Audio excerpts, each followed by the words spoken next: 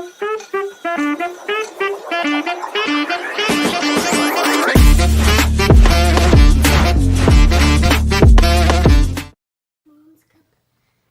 we are live. Dude, that was fast. That was a great intro, by the way. Happy Saturday. We're back from the holidays. For those that celebrate, Merry Christmas. And then just... Happy holidays. Merry Christmas. Yeah. Whatever. So we're back here. We got Yaya in the background, by the way.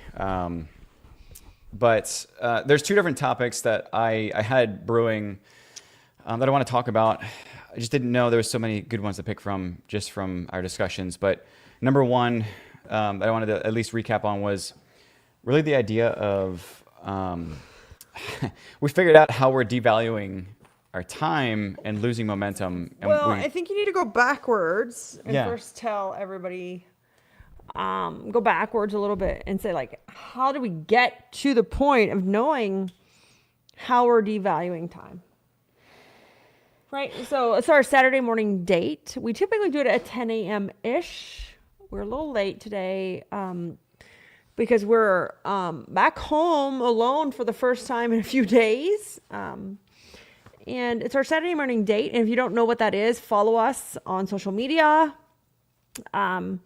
Chris, I think we are over 500 morning dates. I have a counter on my phone. I have to look on the phone and see what it is. Yeah. But we're over 500 morning dates. And in that, like, we talk about this week's struggle, what we're doing, issues. Yeah. Like, you name it. We just talk about real shit and how it's affecting our life, our kids, our relationship, our businesses. So this is all for, actually, it doesn't matter. Like, if you're a parent, this is applicable. If you're an entrepreneur, this is applicable. If you're a woman, if you're a man, but it's how, like, we encompass life and marriage and business all together. Yeah. And so, to say the least, it's been a very chill holiday season. And that was the goal. That was the goal. It was intentional, but also a little bit busy. Mm-hmm. But we're in our second week of couples quarterly planning. Yeah. And we've been doing couples quarterly planning for a while now. And if you own a business, and even if you don't, you can do couples quarterly planning. Like, what do you want to do with your family? What do you want to do in 2025 with your spouse or your children? What do you want to do? It's super simple. I think it's what you want to do and then how you want to be. I think also it's just like that, again, like the vivid vision it's the feeling of your year, mm-hmm. what you want. Yeah. So we're in our second week of couples quarterly planning. This is longer than normal. Typically we take 2 days to do a couples quarterly planning, but I am restructuring. I could do episodes from here till tomorrow on this topic. I'm restructuring with the help of Chris, all of our companies, all of them. I've spent hundreds of thousands of dollars, and I get passionate with this topic, on learning from people and mentors and stuff, for all of it to kind of just like fall a little short. Yeah. And I had another mentor tell me, well, maybe you don't understand it that well. And I'm like, dude, I've been using it for 4 years. I was certified in it. It didn't work. And it was because I was trying to make my people be something they weren't. And I love EOS. But I've learned over the years, I have an EOS. I hired an EOS implementer. I spent $80,000. An EOS certified integrator. Spent $180,000 to learn that EOS did not fit my leadership style. That's why the camera keeps coming back to me. It did not fit my leadership style. And so you have to figure out how are you operating? Like, either whether it's your family, your business, does it fit your leadership style? Or are you going to something that you read in a book? And books are great. Like, I constantly reference them. And I loved it. It helped me to a certain point, but it did not fit who I was. And so the reason it's taking us 2 weeks, and I have actually all of next week off, it's not off, to continue to work on our operating system. It's actually part of the book as well. The new book that I'm releasing is that EOS and Pinnacle and Agile, these are all operating systems, did not fit my leadership style as who I was as a leader. I figured out that EOS, an example, is it's too slow. I'm more of like a Gary Vee and Dan Martell leader. I'm fast and I just need the details. I don't need the minutia in between. I don't want to micromanage. Yeah, I can't figure this out, by the way. Oh, you have to push. Okay. So we've been spending 2 weeks on that.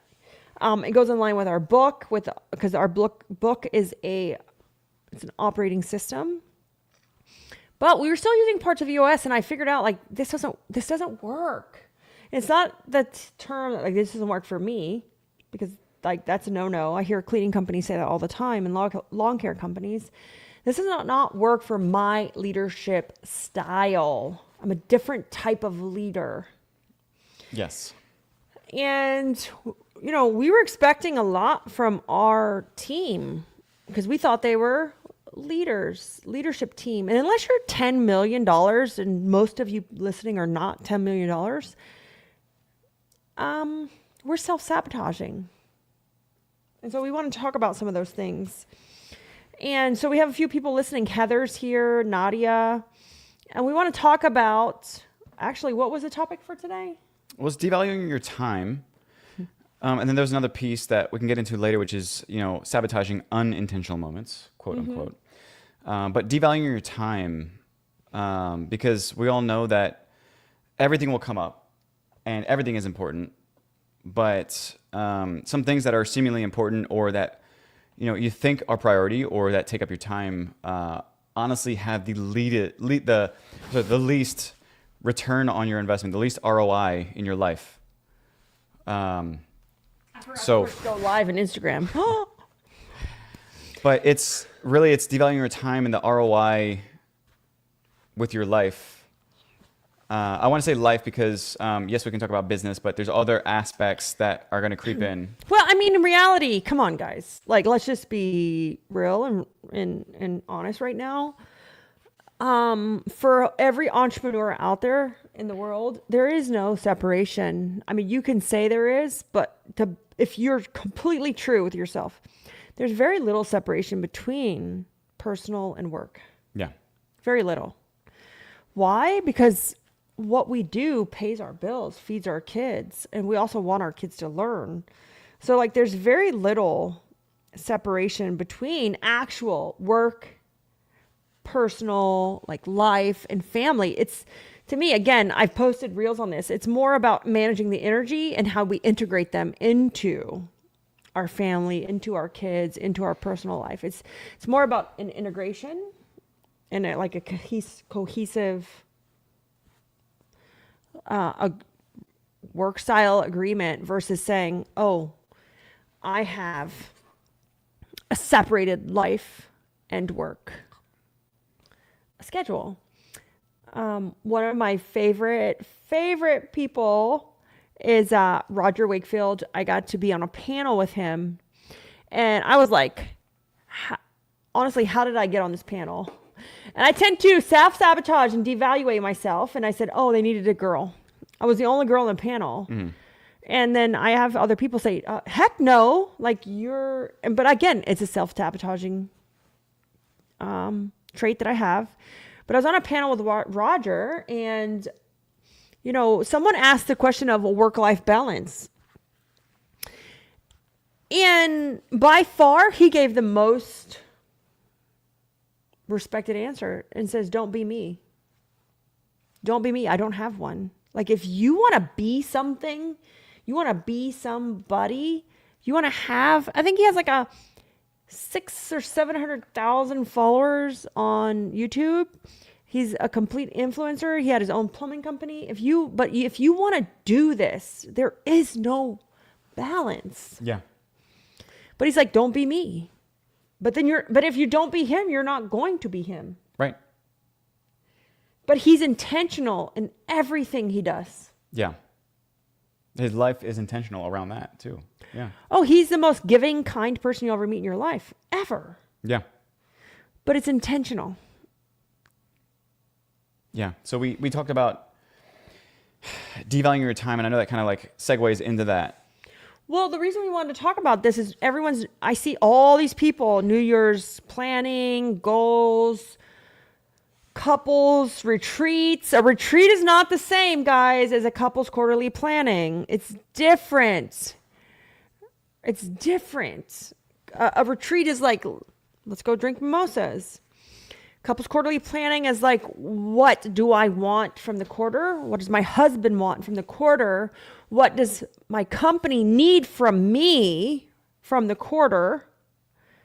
We do this before we go into the company quarterlies. So it's not a retreat, because a retreat is let's relax. Chris, has any part of this been relaxing? It's been no. No, it's not relaxing. Yeah. At all. But it's doing that hard work that we need to do up front. So we did a great exercise on time value. And I think it kind of circled around because of, what am I spending? Basically, what do I spend my time on? What do I focus on? And then also, what am I wasting time on? When you're talking about you and your schedule, you're pretty insanely busy. I am. But it's in terms of like, what are you putting your time into? And honestly, in some aspects, like we're wasting time or we're wasting opportunities. Yeah, we are. And so for any of my listeners out there that have multiple ventures, and you may think you don't, but you do, right? So many cleaning business owner friends, or even lawn care people that have multiple locations, even if one is 30 minutes from another, the time value, like how much time should I be spending in each location, right? If you're doing coaching or AI war planning, or if you think you're reselling like GHL. Right. Or even I want to give an example from the last podcast with Yaya's Big Heart Adventures is Lisa Chow. Is an author. Is an author writing books. And so again, even if that's not the primary focus right now, there's still some element of a time value associated with that based on some metrics and stuff we can probably dive into. But yeah, or if you're doing coaching, mentoring, you have another software, you're opening another location. Many of you, because Chris at first said, oh no, most of our listeners only have one vertical. And I said, oh no, honey. Right. They're like selling marketing, World Plan, GHL, they're coaches, they're authors, they're mentors, they have multiple locations. Oh no, most of our friends do not have one vertical, but they don't know the vertical to focus on. Yeah. And so we have a framework that we use it's time value. And Chris uses the RICE method. Tell him what's the RICE method? So it stems from RICE, which is typically it's used in software, and it's to determine a project focus or project scope of or project value. Value. It's the importance of it. So RICE is it stands for reach, impact, confidence, and ease. Reach in this case is like how many. Let's just say how many people you reach or whatever. Impact being to the degree that it helps or influences or impacts people to some degree of whatever the focus is. Confidence is honestly, it's a subjective number. It's how confident you feel about your estimates on reach and impact. And then ease is in terms of being able to implement. How easy is it to scale? Yeah, or how easy is it to either implement as a standalone project or product, or how easy is it to scale? So I'm going to use an example here. Nikki is on here, the Cosmaker. And if you guys don't know who Nikki is, she owns Call Boss. Great answering service. They do quotes, estimates, great service. But her husband owns a landscaping company. So if we did this practice with Nikki and John, right, we're going to see, I'm just going to tell you right now, Nikki, your Call Boss would win in time value. We'll explain how. We can explain why, but Call Boss will win. And it's because it has more reach, more impact, right? And ease of scalability. Ease of scalability. And I like to talk about because the Rice methodology, or the actual what do you call it, the what they stand for, we have it shifted, or kind of we changed the verbiage to make more sense for businesses. Yes. Because again, it was created for software, so we've slightly altered the verbiage so that it's more in line if you have multiple ventures, multiple things you're doing. And I want to clue into Nikki as well. I don't know if you said this, but you talk about Call Boss and the company, but at the same time, you're talking about different verticals like pest control. Oh, they're different lawn verticals. care, Yeah. landscaping. And Nikki, put your Call irrigation. Boss information in if you want. That way our listeners can check out Call Boss. Yeah. Keep going. I'm sorry. But yeah, no, I'm talking about different verticals in the same company. So yes, it's one entity, which is the lawn care company. Yeah. But again, different verticals take a different level of focus depending on the needs and the capacity and the overhead, et cetera. But circling back to the idea of, honestly, it's a matrix is the way it's laid out. So it's like a time value framework or matrix. But the way that we tied it together in terms of business, how it relates to business, is RICE: reach, impact, confidence, and ease. Reach is your total addressable market. It's your TAM. For those that have never heard that before, it's basically... I'm going to strangle my dog right now. She will not. So I have a 150-pound dog, and she knows how to open the door. We're back. And she's trying to open the door, but the door's locked. She actually knows how to open the door. If she has, it's like the Fockers. Oh my God, I'm probably going to get taken off the air, but it's the movie, like the cat. If she had disposable thumbs, she would be able to open the door. And she will not. She's trying to open the door handle, and I can hear it. So Chris had to leave to let her in. Smartest dog in the world, but she's trying to open the door and it's locked. Okay. All right. So I got as far as R. TAM. So that's TAM, total addressable market. So if those that are not familiar with that term, it's basically, it's the amount of people that you can service within your area. Yeah. So an example of how we evaluated, organize it was, what's our TAM? Well, if I only had a location in Fort Myers, my TAM is small. But because we've decided to go national and we now have 3 locations, my TAM is much larger. My TAM is more exponential. It's a national. I now have like a national total addressable market versus just Fort Myers. Yeah. So yeah, that's the TAM. Like, what's my total addressable market? So your serviceable population. Yes. The people who would buy your service based on whatever criteria you consider as your ICP, your ideal customer profile, your customer avatar. And also, we've seen this teaching before, like unicorn numbers. Like, how large could you grow your service business in your area if, like, you tapped it out, you marketed it? There's a point of like hitting the ceiling. But in places like, say, like Phoenix, there's 5 million people. The ceiling's high. But if you then have a national franchise or brand, the ceiling's even higher. Yeah. That's what we mean by TAM. Yeah. Yeah. Yeah. And so, again, that's just one element of it. And again, this is more so of a time value matrix in terms of those multi-ventures, et cetera. Reach is your TAM, your total addressable market. The impact, oh gosh, I need my Cliff Notes here.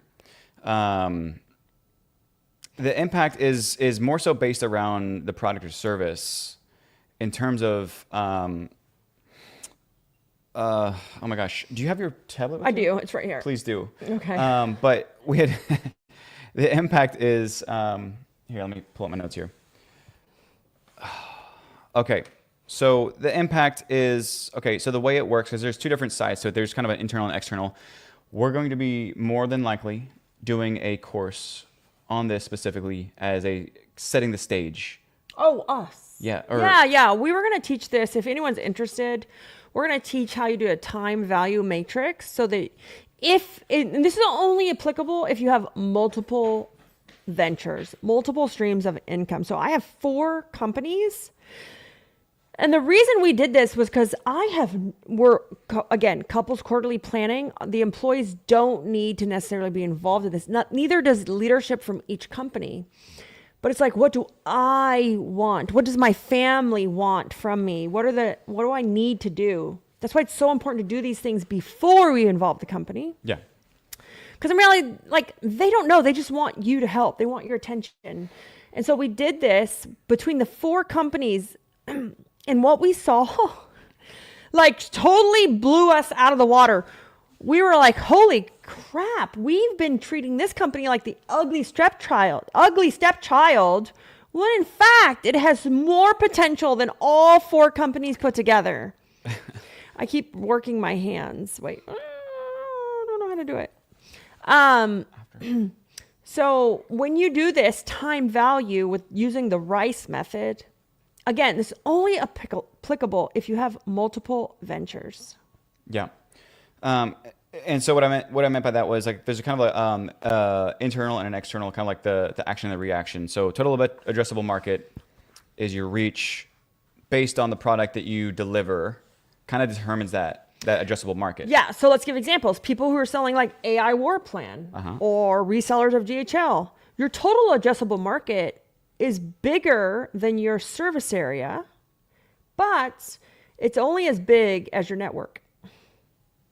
And so it's kind of the basis of that. Yeah. Of who the product can service or deliver based on that. The impact is more so based around what I said is like profitability of that venture. And the things that create that impact are really how optimized they are. We use the terms playbooks. Yeah. But it's in terms of like optimization, is how that impact comes in with the profit. Again, because that's a very important thing. I don't want to dismiss that, because there's some companies, let's say like a brick and mortar, where profitability is like 5% of total revenue, but you have call boss. More than likely, it's a higher percentage of profit, because again, there's no real strict overhead. I would assume that you don't have a brick and mortar. Right. Everybody's virtual, like with all of our softwares. There's no brick and mortar to call, sell, convert. There's no brick and mortar to recruit. There's no brick and mortar to my coaching program, but there is a brick and mortar to organize it. Yeah, you meant sell, convert, clean.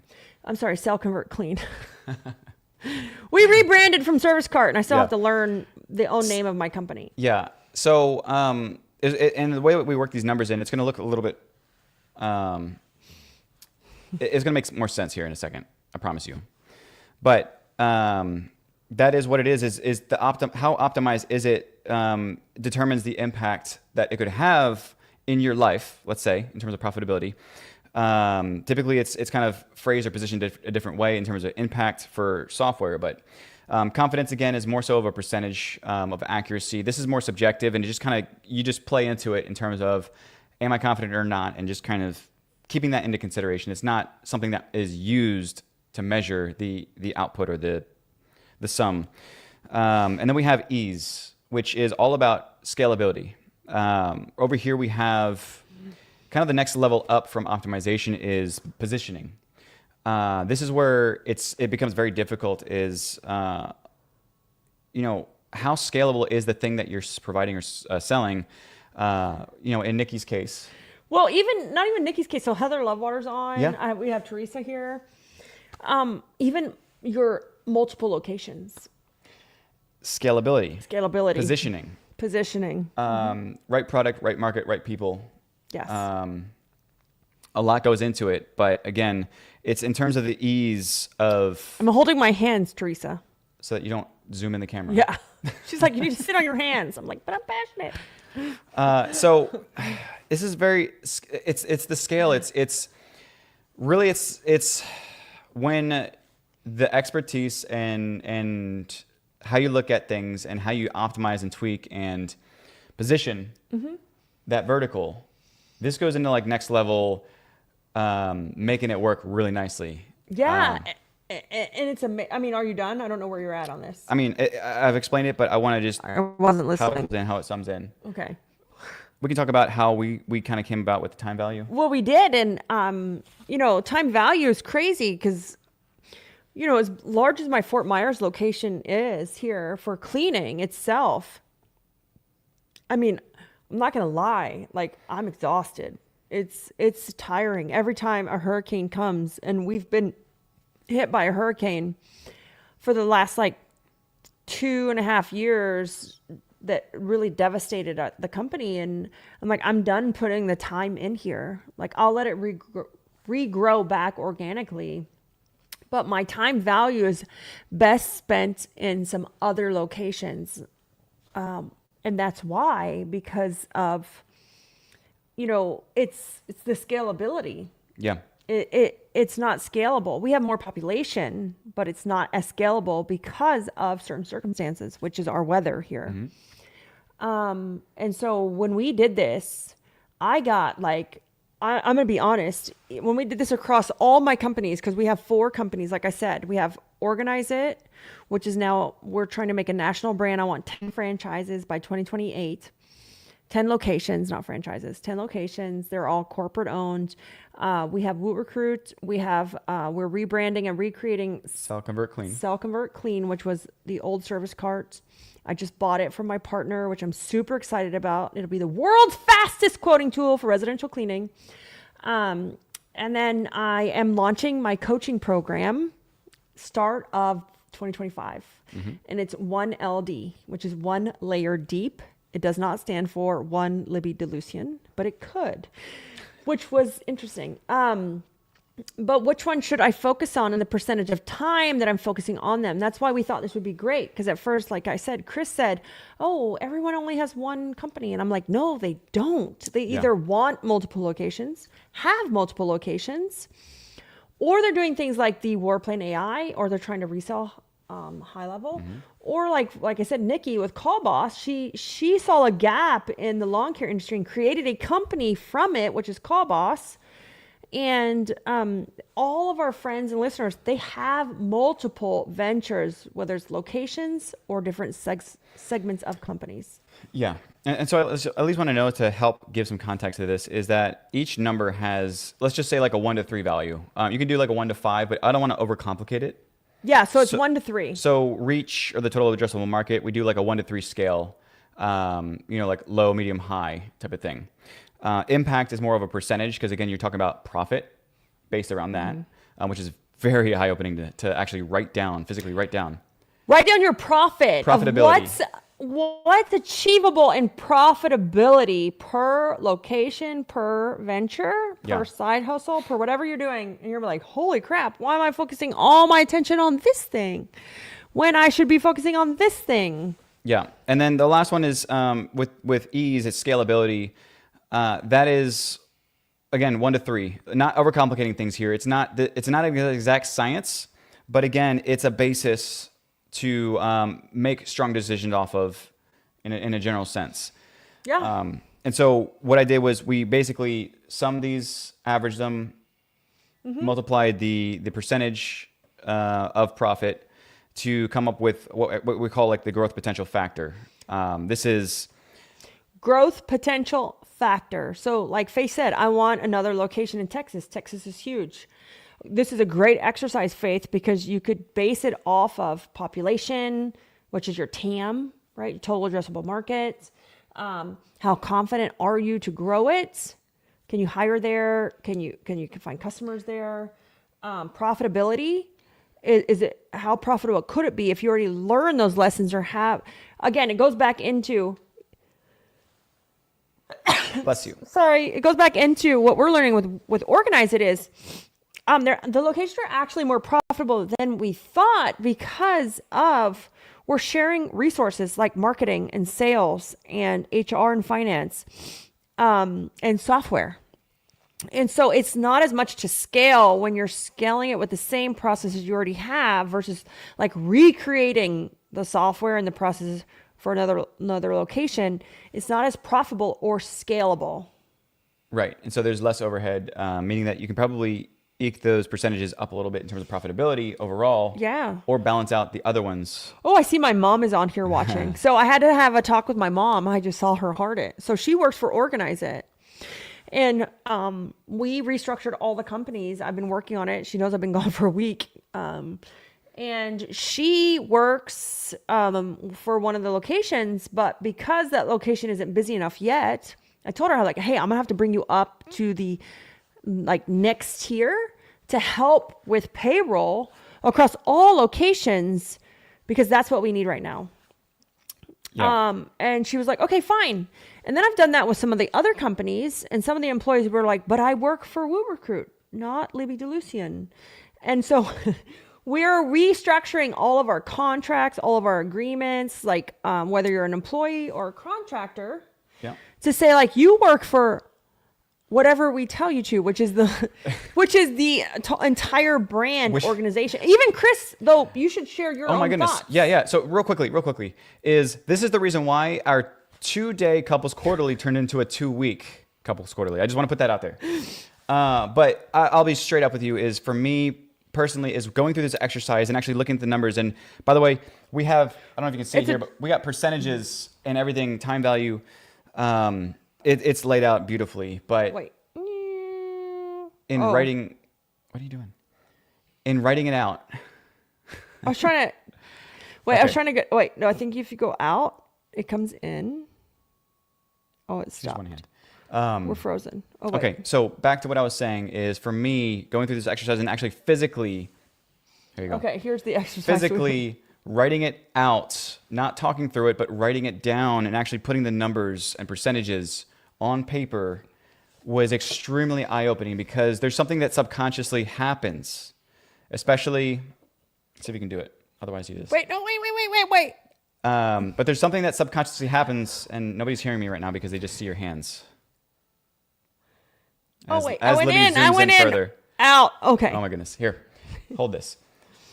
But there's something that subconsciously happens when you write it down and you see the numbers and you work through the exercise and you look at the actual, what we have down here is another thing, which is basically, it's the percentage of all of the ventures that you have. The growth factor is then factored into all of it combined, divided by that factor, that number, to come up with the percentage of time that you should attribute that time value towards, which is basically, for us, the way we have it in our matrix is that planning stage. What to plan for in terms of time value and time allocation. But you didn't go back to why it hit the reason you hard.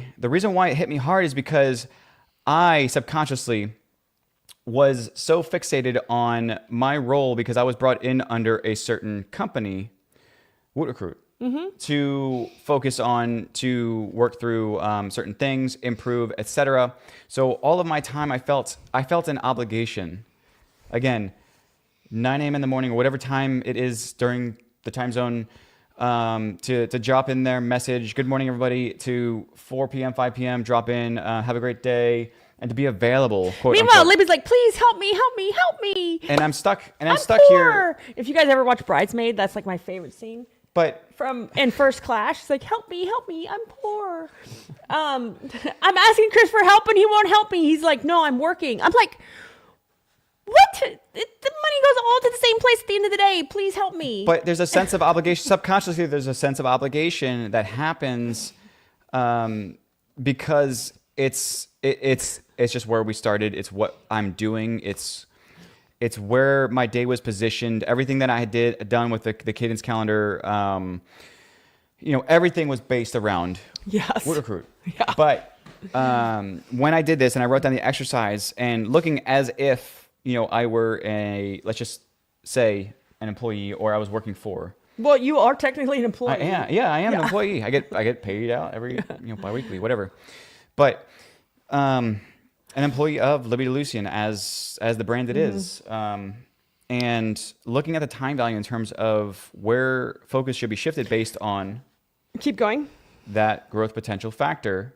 But it's not just that, guys. This opened my eyes to say, like, why could I not get certain employees to help me with certain things? It's because they were hired for like this. And we put them in the box. Like, I put Chris in that box. Like, I put Marilyn in that box because that's how I hired them. And that's like the contract. And then we wonder why we can't get them to help us with other things. And I just thought like, oh my God, does it matter? But even Chris, my own husband, felt that way because he was hired under Woot Recruit. And so there's a sense of identity that happens. Yeah. Because the way that our subconscious brain works is that our brain works extremely efficiently by creating associations. And what happens subconsciously is that we create an identity about ourselves and we associate it with a specific thing. And so, again, that's the reason why things have names, because names are easier to associate or tie back than it is to say the lady with the blue hair and the green shoes and the yellow khakis, or the person with the dimple on their cheek that, has long hair. No, we say it's Maria. Mm-hmm. And instantly that association Maria pulls doesn't back. have blue hair, by the way. No, she doesn't. But I'm just randomly, but instantly you identify that person with all of those traits combined. Yeah. The same thing is happening with our staff, with us. We create identities for ourselves, even though subconsciously we don't know it. But we have to find a way to reassociate certain things. And for me, the identity was changed or shifted so that I identified more closely with, I identified it with the time value, the percentage. That's the reason why writing it down is so effective, is because I can identify with the percentages. The higher the number, the closer the identity to the focus. I don't know if you can see it here. Mm-hmm. But again, this is, in terms of associations, the way that the brain shifts from employee of X company to focus on X percentage. But even if you don't have multiple ventures, but you hired people for a specific role, this is why you may be feeling irritated that they're not helping you with other roles or thinking outside the box that we literally put them in. We've created too small of an association to... So it doesn't matter if it's different companies, or even if you're just saying like, hey, I know I hired you for sales, but I need help over here in X, Y, and Z. We put them in the sales box. Like, that's their job description. So what we're doing, and I do this every year with Woo Recruit, December is the time of policy and playbook review and changes. It's my most exciting time of the year. But as far as organize it goes, we have them all re-sign the handbook in January, like January 6th, like the Monday after school comes back, when things get back to normal. We're also having all of our remote and current office staff re-sign new contracts, like new agreements. Again, if you own multiple locations, ventures, this would be applicable to you. If you don't, then it's probably not. But the re-signing of a new contract would, or new handbook would, saying like, hey, I know you're doing sales, but I need you to do this for a backup. And have it in writing. Because not even my own husband, who works with me, when I needed him to help me with something and organize it, like, he didn't want to do it. He's like, I don't have time. I'm like, how do you not have time? Or I helped out, but it was only for like a 30-minute chunk. Like and then I 30 minutes. And away. I'm like, I need help. Can you help me? Can you do this? It's a little bit beyond my capacity. And I'll be honest with you real quick, is that I would have loved and enjoyed to do it, because it was something that, it was my fire. Yeah. I would have loved it. But subconsciously, I kept stepping away or pulling away from it. Well, you felt guilty.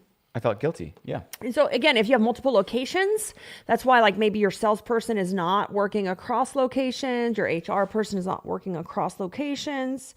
And so for me, I'm restructuring everything. Like, we're doing a massive restructure. I've thrown EOS out the effing window. I love them, but it's like, no. And someone said, Mike, I actually have a coach. And he said, you know what? You understand it to its core. You've used it for 4 years. You're a certified implementer. You've had EOS integrators. Like, you understand it. He goes, but I'm just going to tell you honestly, he goes, I want to be frank. I don't think it fits your leadership style. And I said, it doesn't. And that's why I don't like it. And I'm throwing everything out the window, and we're remaking an entire operating system, which is part of the book that I'm writing. Yeah. But there were elements missing out of the book, right? Because this is like a lot of work. But I'm throwing everything out the window, because if you have more than one cleaning location, if you have more than one business venture, as a small company, we can't afford to have them segmented.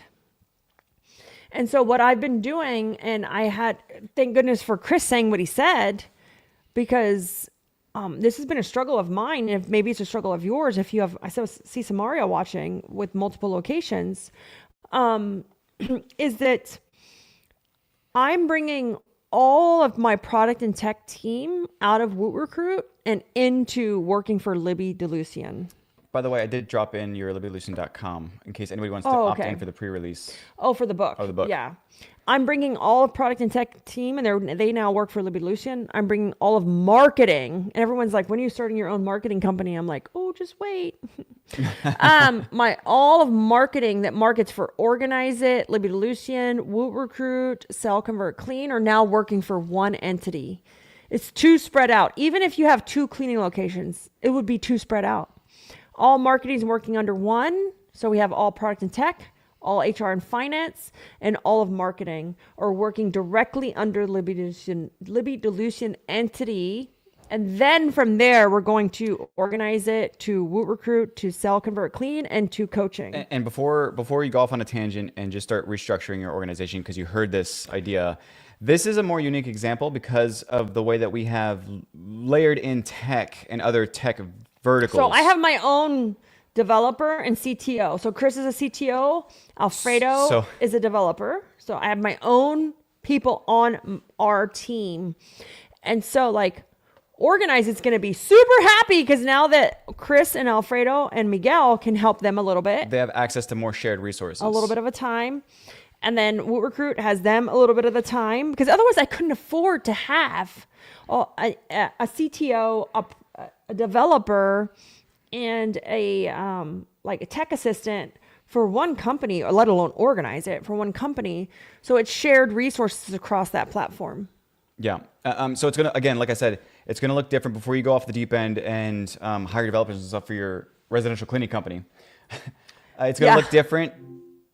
The shared resources are gonna be different. Going to look different. The structure would be different. But where an example is not different, I have 3 locations for Organize It. 3. And I asked Jamie Reeder the other day, I'm like, Jamie, can you please come on and help us with multiple locations? Like, I want to do an in-person event, and I wanted her to like teach us. How did she do it? I've done it, but I sucked at doing it. Like, I epically failed. But now we figured it out. So we figured it out. It's growing great. But where I sucked pretty much is my tech side is too complicated. So I'm shutting down.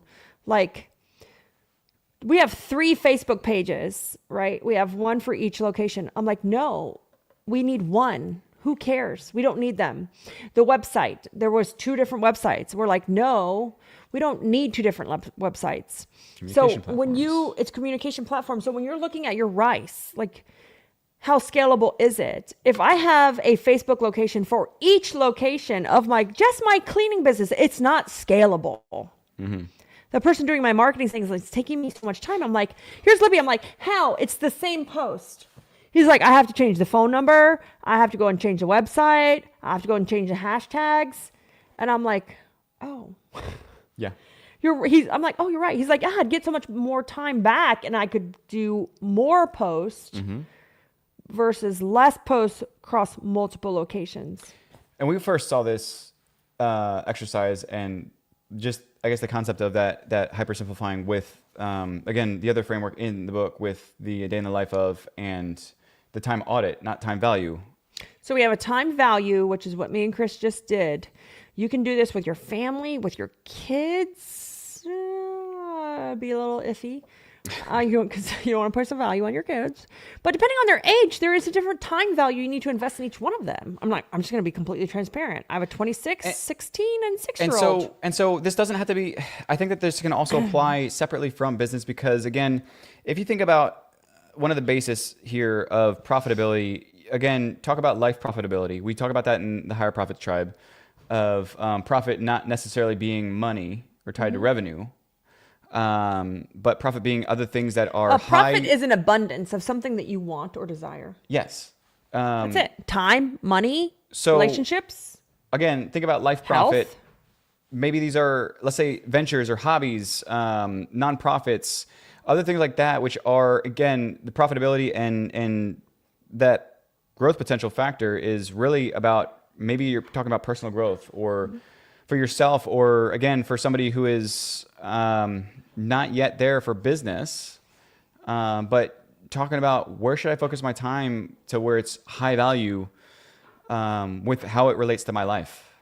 That's a great example. Like, I think that's super great because, as we're all doing, so this is the part of like the New Year's that gets me excited, from an organizer to a cleaner to a business owner to like a mom. We're all going to do like goal settings, New Year's resolutions, affirmations. And we all tend to have some of the same goals. So before we owned businesses, if you were not like, if you had kind of like that day-to-day life, it was like fix my credit, save money. As a business owner, we're more like hit a revenue marker, or I want to be $1 million cleaning company or $1 million lawn care company. And then after that, it's like, oh, I want to be healthy or fit, or I want to travel more, or I want more time freedom. And so I love this time of year, because this is when we're sitting back and reflecting on what do we want for 2025. So we practice a few things in our life. Chris doesn't do the preloaded year, but he works off my preloaded year. I do a preloaded year, which is like my calendar in a 12-month view. And it's like, where am I going for work? What am I doing? And what do I want to do for my family? How many times do we want to go to our house in Georgia? How many times do we want to travel? What do we want to go on vacation? Put that in now, like now, so that when other things come up, if it's already, I have this, somebody asked me the other day, they're like, when you're doing a scheduling, whether it's for lawn care or cleaning, how do you schedule? Is it based off route optimization, or is it based off client need? And I'm like, well, you have to have like a precedence of what do you take What thing is in more order important? of priority. Yeah. Like, and so for me, I've always been this way. If it's already on my calendar, my morals are so strong that I hold sacred to the thing I already committed to. So if I'm practicing the preloaded year, I'm like, I'm committed. I'm so, and it's one of my self-sabotaging things. We didn't even get into self-sabotaging yet.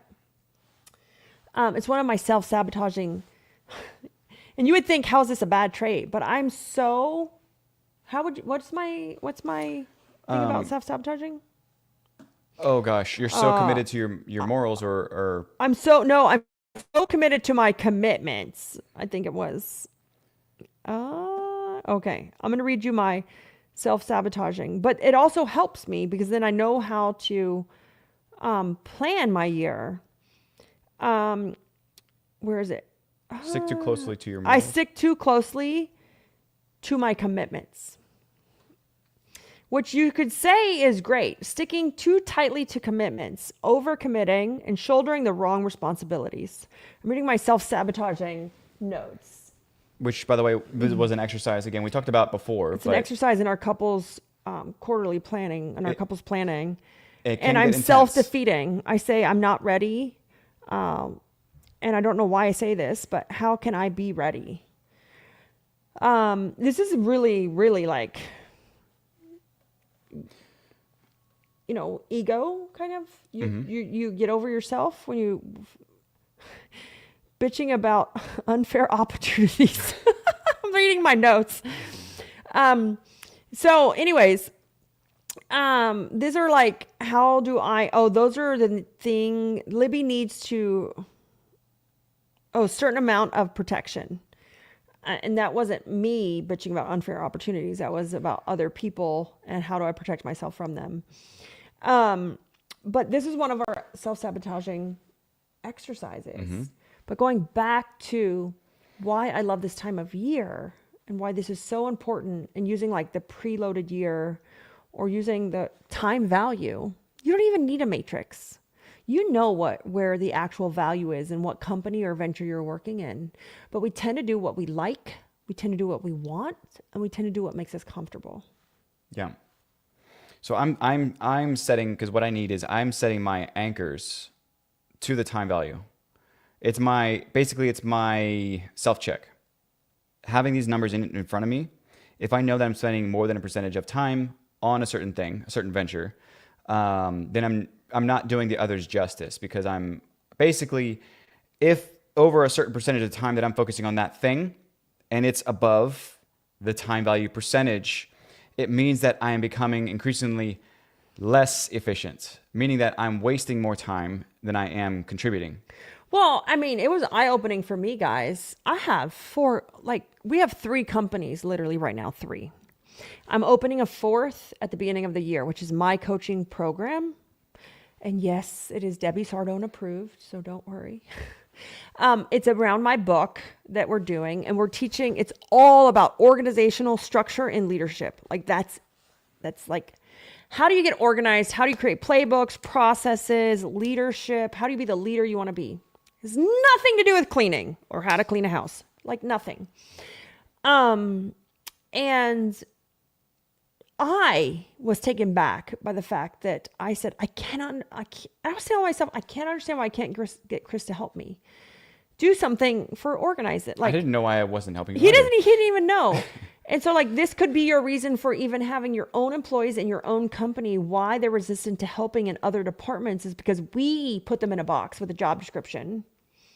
And I think we should have job descriptions, but I also think there should be this overarching, like your job is to help the company grow, not your department, right? It's the overarching like need of the company versus the independent role or department. And so this again, the 2-day turn into the 2-week is all about reframing and repositioning our lives, not just work, but repositioning, reframing our lives based on that time value. Yes. So Teresa said, I need to give myself some flexibility and grace with my health goals. I agree, but Teresa, what do you mean by flexibility and grace? I think that can be misinterpreted. I think it has a little bit to do maybe with the topic that you posted today of Pressure versus joy. joy, not pressure. Yeah. Joy, not pressure. She goes, but not too much or I'll blow it. Yeah, blow it. Blow it. But if it's too rigid, okay, then if it's too rigid, then I'll blow it off. Okay, that I understand. Teresa, and this all goes back to health. Like, I'm not gonna lie. It all goes back to health, clarity. I can't be the owner. I can't make these decisions. I can't think the way I need to think. Again, this will be part of my coaching as like a leader. Like, how do you be the best leader you can be? Well, you gotta be the best person first. And it's going to do nothing to do with diet. Like, I don't want you to think we're going to get into diet. I don't know why it went that way, but, so I agree with you, Teresa. You got to give yourself some grace. You do, but you also have to understand the way you operate. I was about to say that. I think there's some clues in, I call them, the unbreakable truths, the things. I think the reason why you're feeling like you can't be too rigid, give it more grace, is because whatever you tied goal to, it's not resonating with you. And so you're forcing yourself through it, even though it doesn't resonate. So I think just redefining the goal or the outcome or the output would actually help make it much, much easier. And so I don't know, again, in concept, like what you're trying to achieve in terms of like a certain number of, like, let's say number of pounds lost or whatever is, if I think that's a little bit too difficult of a goal, instead of having something else in terms of that unbreakable truth of something that feels of more value to you in what's important. And I think things will become easier because of that. I agree. So I think being too lenient, then we're too lenient, right? Everybody requires, or not requires, but desires structure, even our employees. Like Faith had said, teaching our staff to step out of their comfort zone, like their job descriptions. Exactly. And I didn't even know I was putting them in a box, Faith, until I was like, why the hell do you not want to help me? I'm trying to build something over here, which like does this for this company, and then it benefits that company. And then like we can share marketing resources, and I can charge that company for this market. Like, and I couldn't figure it out. And it was because I unknowingly had put them in a box. And we're changing all that. And then I had a conversation with all of them saying, would you be open to helping this company? Like, if you still get 40 hours, we're not asking you to work more than 40 hours. We're just going to adjust what you're doing or the amount of time you're spending. And they're all like, yeah. And I'm like, well, Why weren't they doing that Some before? of them were like, absolutely. They were game on. excited. They were like, oh my gosh, yeah. Like, and then I'm like, well, why weren't we doing that before? And they were like, well, you didn't say anything. Like, oh my God. So, with the, back to the goals, Teresa, for me, it didn't really start with a weight loss goal. It started with, I was tired of being tired. And I just need to feel better. Like, I didn't care what size of clothes I wore. I didn't care how much I weighed. Now I do, because I've gotten like to the next level of those things. But initially, I didn't care. Like, I just wanted to feel good. So I think there's evolutions, and the goals change like every quarter. Like every quarter, it's a new goal. There's evolutions. We can't just say, I want to weigh 140 pounds. Redefine what's important to you. Yeah. Like, I'm 5'10". I'm not at 140 pounds. I'm like a size 4. And even my goal, and I know this sound, I don't mean to like devalue anything, but like, again, my goal was to gain weight because I felt very insecure about I always my tease body them. type. I'm like, boo, freaking I know. boo. So I feel guilty about actually talking about this. I feel really bad For about those talking who about are this. trying to gain weight, you can understand. But you can relate with Chris. on my version 1 Vivid Vision, I had like 145 pounds and blah, blah, blah, blah. But it didn't connect because that was just something that was not me, because there was still this kind of feeling of, it's not really what I want. It's just something that I feel like I have to have. But I didn't identify with it, and it didn't resonate. And so I changed it after kind of learning a little bit and seeing Libby go through her transformation. I kind of redefined what was important to me. And it was, once I started to pay attention to what made me feel good. Again, one of my core values is be good, do good, or I'm sorry, feel good, be good. And so that resonated better with me. But where my health journey goes is in terms of 2 things. One is making myself, I want to feel great. And the second thing along with that is I don't want to die early. And so for me, those were the 2 anchors that kept me going. Because again, my 2 parents had died, I say way too young, because of stage 4 cancer. They did not take care of themselves. Ate a lot of canned foods, TV dinners, things like that, or just heavy saturated. Or the ding dongs. The ding dongs. No, because someone posted something on Facebook and I said, eat that ding dong. But for my dad, it was cherry Pop-Tarts. No, it was Hostess cupcakes. Well, the orange, The orange Hostess cupcakes. Yeah. I remember them because they were orange. And cherry Pop-Tarts. Always had cherry Pop-Tarts. But where I was getting at with this is that those are the anchors that I resonate with the most. It wasn't 145 pounds because it was never happening. I was inconsistent. I'd go on a sprint of 2 days of working out really hard and then all of a sudden crashing, and like, what does it even matter? I'm 130 now. I'm like 132, and I'm like, this is pointless. So it shifted. So it's a great comment here. It's like, I just need my pants to fit again. I was with you guys. After I had Yaya, I just needed my pants to fit again. So I got tired of being tired and I went to a doctor. Why did I go to a doctor? Here's the thing. We all hire coaches. We know what the hell to do. We know what to do. It's the same thing. No one's reinvented business. Have you ever read something in business that was like, oh my God, I never heard about that? No, we hire coaches because we need accountability. And I was just like all of you and I needed accountability. So I told Chris, I'm going to a weight loss doctor because my butt has to step on that scale every week and she has to weigh me. I didn't care what I weighed. I cared that I didn't let that person down. So I was going to do what I had to do. And I was going to hold myself accountable. And I told him just recently, that's what I'm missing right now. I need that again because that evolution has changed and I don't have that person anymore. But for me to get to the next version that I want, I need that accountability again. We all need that accountability. And that's the only reason that I went to a doctor. Was because I told Chris I need her to put me on the scale. And it's Dr. Giselle. She's always commenting on my stuff. She's here in Fort Myers.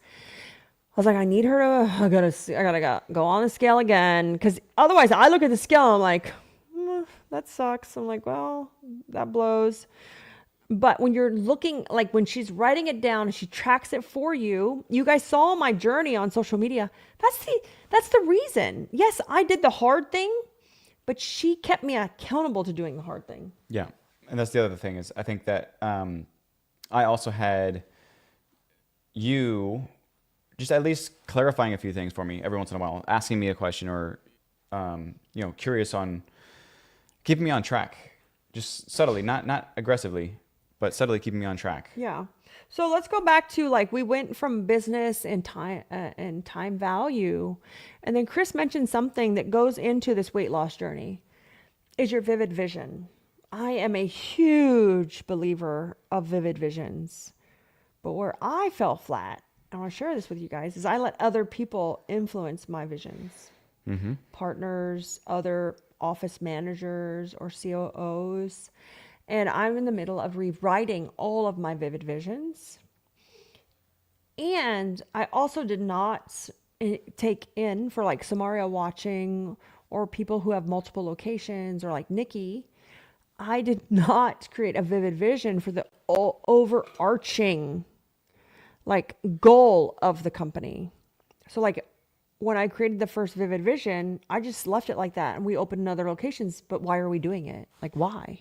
Yeah. Why be behind all the work and the pain and the struggle? Because opening a location, I'm going to tell you right now, is not easy, but it's fun, but it's not easy. But if you're not rewriting those visions and you don't know why you're opening multiple locations or multiple businesses, then your employees and even you at sometimes, like the owner, feels like it's for nothing. So it goes back to health, right? Your health and your vivid vision. My weight goal is in my vivid vision. So me and Chris have, this goes back to the business. I don't know what's going to Chris. Chris has his own vivid vision. I have my own vivid vision. We have a family vivid vision. There's an overarching vivid vision for the entire Libby DeLucian brand that will encompass every company we own. And then each individual company has their own vivid vision. Why do we do that? We need something. It's the North Star of every person that works with or for us. It sounds like a lot of overkill, but it doesn't have to be as hard as you think it is. Yeah. But without that, you are even lost on your weight journey, your goals, what you want. And all I have to say is it's baby steps. It's 100% baby steps. All I have to do is go to sleep today being 1% better than I was yesterday. Right? And so over a course of a year, it's a compounding effect. I didn't lose 65 pounds in one day or even in 1 year. It took me 3 years to lose 65 pounds. But every day I went to sleep smarter and better than I was the day before. And that's all that matters. It's the micro that ends up to be the macro. Yeah. So, Teresa, don't lose steam. I think that I think you're onto something with what you feel is important. I think redefining it and, like Libby said, just keep that 1% going. It's just 1% every day. When I go to bed, I'm happy that I'm 1% better than I was yesterday. That's it. 1% is tiny. Did I learn something? Did I work out a little bit more? Did I learn more about food or health? Did I walk a little bit further? That's it. It's 1%. It took me, guys, 4 years to get to where I'm at right now of losing like the 65 pounds, feeling like the best I've ever felt in my entire life. I don't look like it right now because we chose to have brunch. We had brunch and breakfast before we did this. But it took me 4 years. So it's the micro, little tiny things we do over time that gets us the big results. The big results, they don't just fall in our lap. Yeah. So Teresa asked, does the book Vivid Vision cover this? So I'm going to tell you right now, I had a girl fan moment. So Cameron Harold, I'm in a coaching group, and Cameron Harold came in and taught us, did a coaching course in it. We got to ask him questions. Chris has been in a group with him as well. Because in the coaching group I'm in, they take my leadership team and they coach them as well. And I friended Cameron Harold on social media, and he accepted my friend request. And I'm like, oh my God, I'm friends with Cameron Harold. He's the author of Vivid Vision, by the way. Teresa, it does cover some of it, but it doesn't. The way I learned this is I did a little bit extra research and thinking. It covers it like for your business and slightly personal. But if you follow like a certain thing and you just take these business practices and apply them to your personal life, your family life, and your couples, then they will become applicable because they're the same thing. Yeah. So no, the book doesn't cover all of that, but it can if you think about it in that way. You might have to reread it maybe once or twice to kind of get the practice down so you can apply it differently. And that's a great thing. As we're goal setting and planning, I always pick a word of the year. One was intentional. Another one was patience. I think patience was like 2 years ago because I was like a hot freaking mess. The Latino side of me come out and I'm like, I have no patience. And I'm like, come on, faster, faster. Even to my cleaners, I was like, no, I think that was 3 years ago, patience, because I was still highly involved in organize it. And I mean, I ran off people. And then, what's your word or affirmation of the year? And so me and Chris decided in 2025, it's about us. Mm-hmm. It's just about us. We've given ourselves so much to each company and to all of our employees, whether our employees feel like it or not. And I want to tell you, like right now, my affirmation, the way that this kind of was built around, and honestly, it stemmed a couple other things, but for my affirmation was, I planned just because, not because of. Yeah. And so, oh my God, I could go on forever about this phrase. And he points this out in me. This is a very powerful phrase, guys. Is it just because of? Just because. Oh, right. Is it because, because of or just because? Yeah. This is what makes us horrible bosses. Give him an example. Oh, yes. So he's like, oh, wait. He just remembered. It came pouring back in. Yeah. So the idea of just because and because of, they're polar opposites in terms of how you determine progress or how you position progress. And somebody said something to me, and here I go, defensive and like. So let me explain it first. So just because, I want to say, is something that is within your domain. It's within your control. It's something that provides an element of stability and ease. So think of that as just because. Because of is something that is outside of your domain or outside of your control. It's something that is dictated by another action. So effectively, it's a reaction. So it's like, oh, just because I'm in it. Like, so the way that what happened with Libby, and I would just say this, is that there's certain tendencies that happen, and in terms of leadership styles and outcomes, is when somebody pushes back against Libby, or what's the word? Questions something that is truth to her. And again, or contradicts truth. Contradicts my truth.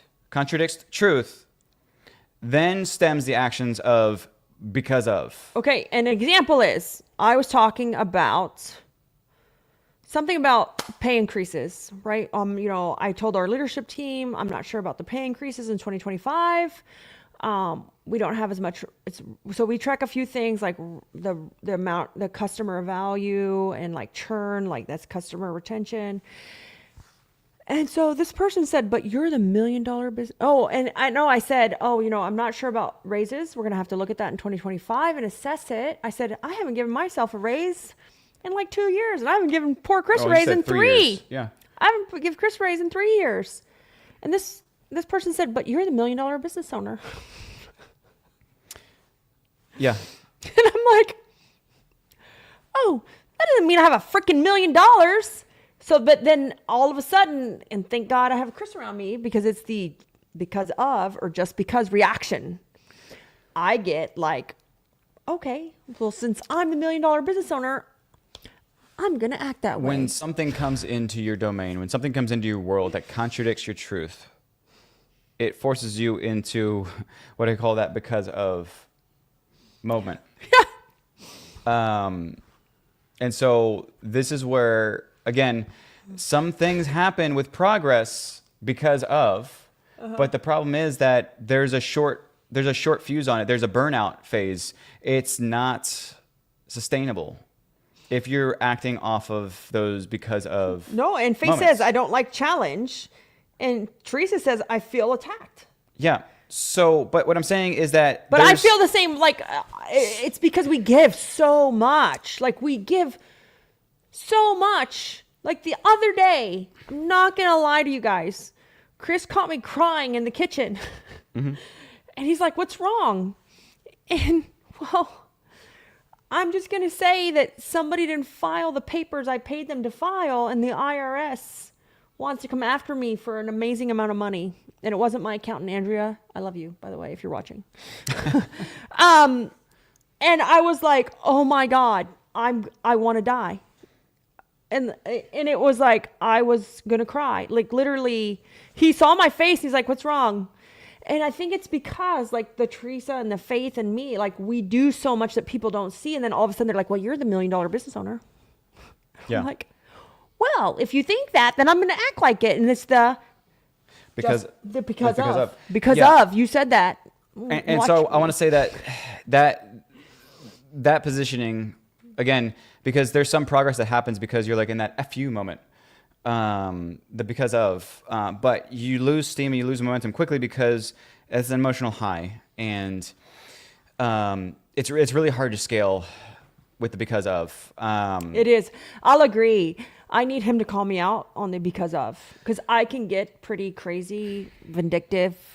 Not vindictive, but again, I'm so fixated on my values. Like, I try so hard to do a great job, and when just because one person doesn't think you do, you get like your feelings are hurt. I'm right. not like like what Teresa said.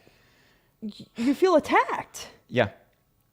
But where I'm getting at with this is, if you can take that same intensity, I think this also goes in with a lot of other books that we've read and mentioned and stuff, but being able to anchor that intensity and that focus to the just because, meaning that it's everything within your domain, everything in your control, with emotional ease, you will get much farther, much faster in business, in life, in whatever.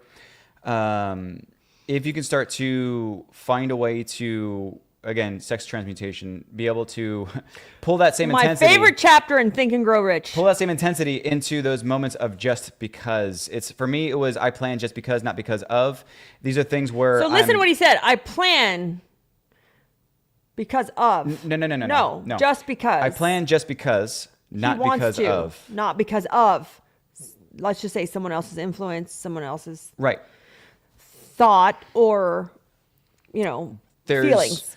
Much more potential and much more intensity and power behind just because, both emotionally, spiritually, in business, and sexually. Again, this all kind of stems back to having complete control over your domain, your life, in a way that is effortless. Yeah, and I will say that I've learned my lesson. I don't react off of that. I might tell Chris or think to myself, like, oh, yeah, like, I'm a $1 million business owner. Like, when he said that to me, I was like, I'm going to die right now. And it hurt my feelings. So I felt challenged, yes, Faith. And I felt attacked, yes, Teresa. I feel those things. I think over time and over businesses, I've learned to not react. So here's my rules. I don't react. I don't give an answer. I don't respond. I take like 24 hours to like think it over, absorb it, and just my answer is like, thank you for the insight. And then I have to watch myself, because I will do things to say like, oh, well, you think I'm a $1 million business owner? Well, now I'm going to do this. And nothing like too mean, but I'm just saying, like, you have to watch the way you react, because subconsciously you could be doing things to set them up And to fail. again, No, you could subconsciously or consciously be doing things to set them up to fail because they hurt your feelings. yeah, and not even know it. No, but we asked for it. I asked for open and honesty. I asked for it. And I got what I asked for, all right. Because there were other things that were said to me. But I posted, and so my employees probably hate me because I posted this on social media too, that when someone says that your team is scared of you, like, I'm like, what? Like, how do you react to that? And so I got more context, because then I started to ask people, and yeah, they are scared of me, but it's a level of respect, not fear. People interpret things differently. Yeah. And so otherwise, if I would have just took the fear, it was because of, right, reaction, versus really thinking about it and saying, is this true, or is this just the way one person feels? Yeah. And I think all of it came down to, in terms of progress and you and taking control of opportunities, is just make sure that you're tying that back to a moment of just because. It's something that is within your domain, emotional ease. Because if you anchor it to, that emotional disease. Disease. Yeah. Dis-ease. Dis-ease, the woke. Yeah. Anyway, but if you anchor it to something else from that because of, you're gonna run into issues where you're going to stumble, you're gonna fall, you're going to create unintentional roadblocks. You're going to lose great people. Yeah. Even though that person said that to me, they're a great person. They're a great employee. They do great work. Is it my fault, or is all that they know that they think that way? Right. So that was more of a personal take home. Oh, it's very personal. I'm still working through it because it hurt my feelings. Yeah. Like, it hurt my feelings when that was said to me, but I asked for open and honesty. It's one of our core values. So if you can't take it, man, don't dish it out. Yeah. I felt hurt, and I felt attacked, and I felt challenged. But I think where it comes back to is I did not react from it. I took it in and I took it back, and I kind of reassessed it when I was like more level-headed than just taking it instantly in the moment and then reacting in that moment. One of the biggest things, I have a decision-making framework. It's not written on a piece of paper, so don't ask me for it. It's a decision-making framework. And I made all these mistakes early on in business. I mean, I think I set up my Google AdWords and I did something, and I went to sleep and woke up and blew $2,000. And Chris probably found me crying in the garage that day. It was the garage that time, not the Yeah, it was the kitchen. garage, not the kitchen that day. And I now have this decision-making framework that I go through, and it's very basic and simple. And it's not, like I said, it's not written down, but it's my core of how I practice things. And as I do not give anyone an answer in the moment, and I don't decide on anything. Like, I take 24 hours. I take 24 hours. I sleep on it, and I ask my husband. Now, do I take your insight? No. No. And I will say that step 3 with a grain of salt, if it's the right person to. Yeah. So your spouse needs to be, you could ask a spouse or a friend or your mom, somebody that's just will hear you. The reason why you have number 3 as ask your husband, I think, is because I'm more objective. Yeah. And I usually try to approach it without bias, but more logic. So he's very logical, but I'm not even actually looking for his answer. I'm looking to say it out loud. And just hearing what it sounds like when I say it out loud to you. Like, I'm thinking of blah, blah, blah. So I'm thinking about buying a software company. Chris, what do you think? Well. And I did care what he thought, but I already knew what I wanted to do in my mind, but saying it out loud, going through the pros and the cons, just helped me get to that decision. Also, again, not answering in the moment. Don't be impulsive. Sleep on it for 24 hours. and share with your husband, spouse, friend, partner, mom, family member, whoever that constant grounding person is. Because if you're an entrepreneur, you need that person that grounds you. Otherwise, you're a freaking walking disaster. Yeah. You need that grounding person. And for some of us, it's not our spouse. My last partner was not that person. So it can be a different person for all of us, but just run it by that person. And all they're doing is asking you questions to help you get to your own answer. They're not giving me their necessarily input. Mm-mm. They're just restating what I said to them. And he won't say anything. He'll be like, so you want to buy a software company? I'm like, yeah, I guess that's a bad decision. Like, and then he's like, well, what are the profit margins? Well, what's the overhead look like? I'm like, oh my God, that's a great question. He's not giving me he's just asking me questions. I just sound like a genius, but I haven't answered anything. We need that. So again, that's my decision-making framework. I haven't written it down, but that has gotten me out of so much trouble. So much trouble. Like so many times you're like, oh, here's a $10,000 course that will solve my problems.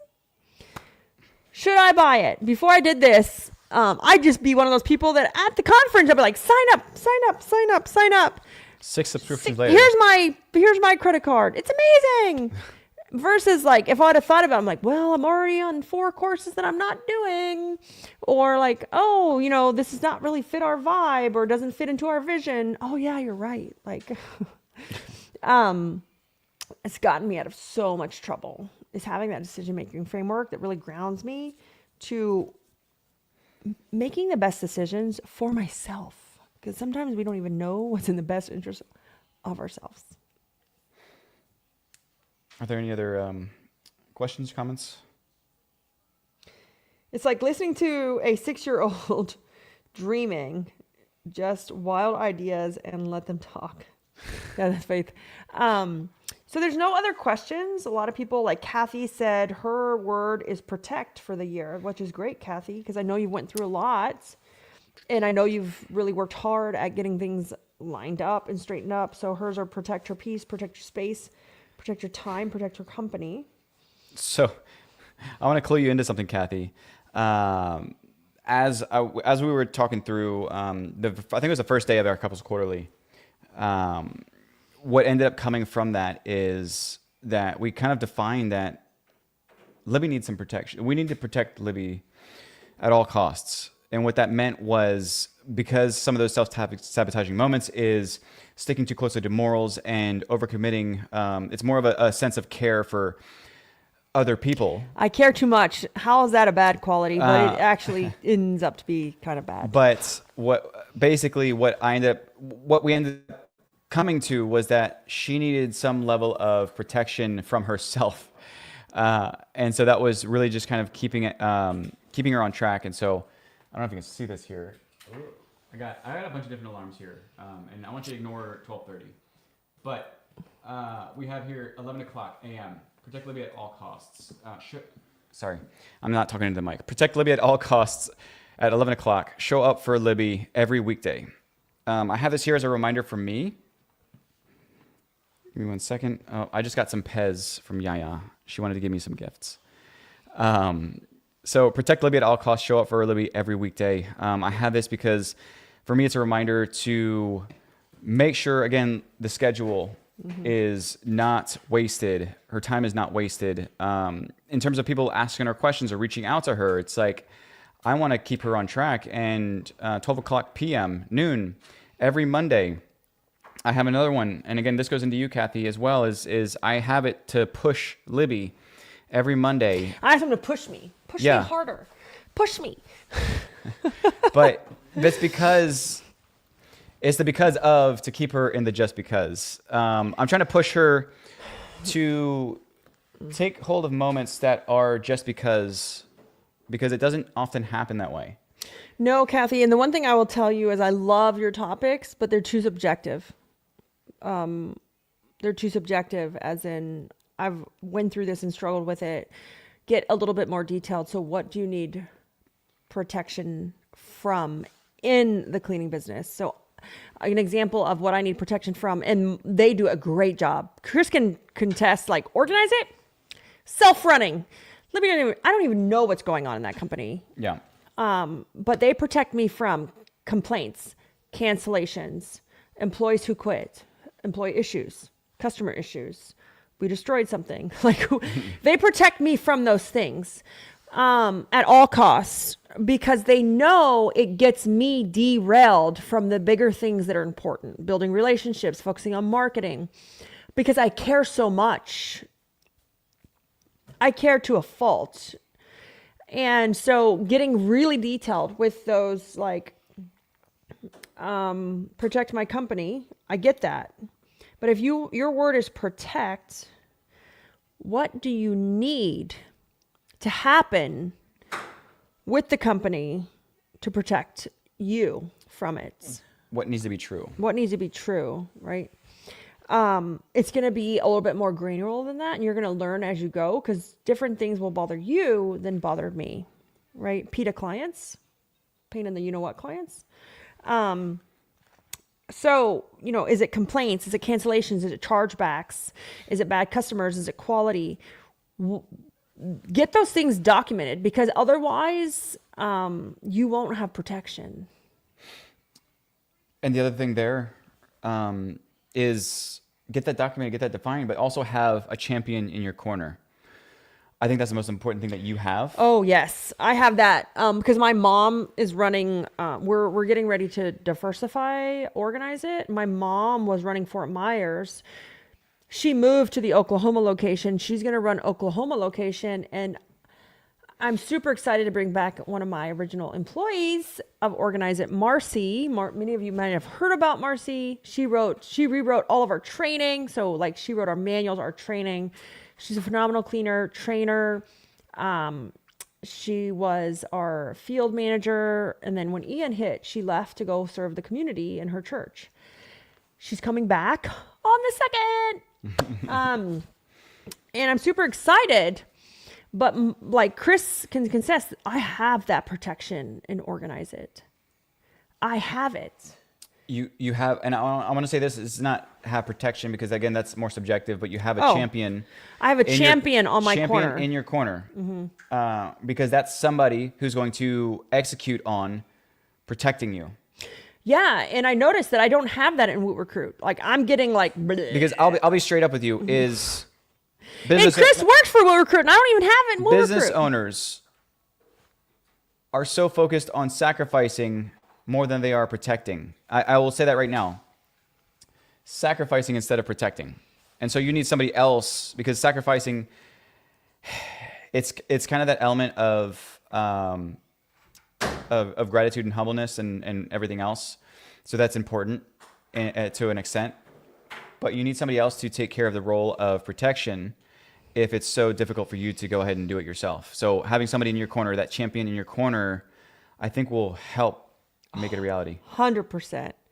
It helps me so much, because I can just keep running versus that's your unique ability, working your flame, whatever all of these people call it. And I don't mean it with any disrespect, but it's true. It's your unique ability, working your flame. Like, what are you passionate about? So you can keep running versus being slowed down with certain things. And, we were in that meeting, and I asked Chris, I'm like, Chris, why didn't you say anything? Like, when that person was saying, oh, but you're $1 million business owner. All your employees are scared of you. And I was kind of like, well, I asked for open and honesty, but in Organize It, I have that champion in my corner to say, hey, you keep doing you, and we have it over here. Don't worry about it. We don't need your help. They don't need my help with anything, unless maybe like they lost a password to something. And I noticed I didn't have that in Woot Recruit, not even with my my executive assistant who was in the meeting, or Chris, my own husband, who was in the meeting. And he was like, I was totally thrown off. He's like, thought I was like in product and tech. And I said, I need that from you. Like, I need you to be that person to say, hey, I think we should in the meeting, because it took me 2 weeks to like almost bounce back of like, wow, am I a shitty boss? Like, am I really? because you believe sometimes what you hear and you put a lot of value in it. And then it took me a week or two, but then after I met with a few people, they were like, no, like and I didn't tell them what the other person said because it was in a meeting. After one-to-ones, someone was like, we respect you so much. We're scared we're going to mess up. Not that we're scared of you. We want to do right by you. Like, we respect you so much. We're scared to mess up. Not that we're scared of you. It's a different scared. It's more of a do right just because, not because of. Yeah. And, but I didn't have that person there. And so it will slow you down. It will slow you down. A great example is we all have a friend. I'm not going to say her name because I didn't get the authority to share this publicly, but she has someone slandering her on Facebook, and it's an ex-employee, and it's hurting her feelings. It's hurting her. It's literally hurting her heart. She needs a champion in her corner to protect her from all of that, because all it is a distraction from what your unique ability is, right? Of where you're supposed to be going. And for my business owners, before we wrap up, next week we could talk about self-sabotaging. Mm-hmm. That's an exercise we've done. And he saw my self-sabotaging and he calls them out. And now I see when I do it and I stop myself instantly.